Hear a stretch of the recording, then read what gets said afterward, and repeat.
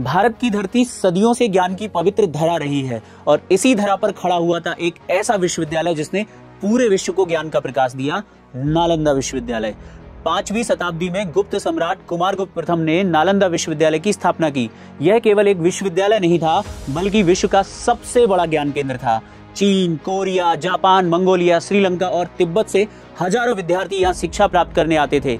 यहाँ एक समय पर लगभग 10,000 विद्यार्थी और 2,000 आचार्य रहते थे। वेद, उपनिषद, बौद्ध दर्शन, आयुर्वेद, खगोल शास्त्र, गणित, राजनीति और चिकित्सा, हर विषय का अध्ययन यहाँ होता था। नालंदा का सबसे बड़ा गौरव था उसका भव्य पुस्तकालय, जिसे धर्मगंज कहा जाता था। इसमें 3 मुख्य भवन थे। रत्न सागर, जिसमें दुर्लभ ग्रंथ और पांडुलिपियां थी।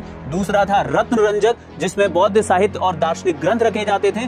तीसरा था रत्नोदधि, जिसमें वेद, शास्त्र और विज्ञान संबंधी ग्रंथ संग्रहित थे। कहा जाता है कि इस पुस्तकालय में लाखों ग्रंथ थे और यह 9 मंजिला ऊंची इमारत थी। लेकिन 1193 ईस्वी में तुर्क आक्रमणकारी बख्तियार खिलजी ने इस विश्वविख्यात ज्ञानपीठ को जला डाला।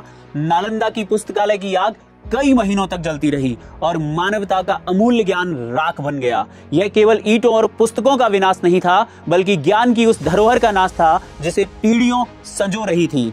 आज वही नालंदा फिर से ज्ञान दीप प्रज्वलित कर रहा है। 2010 में आधुनिक नालंदा विश्वविद्यालय की स्थापना हुई, जहां एक बार फिर से विश्व भर से विद्यार्थी शिक्षा ग्रहण करने आते हैं।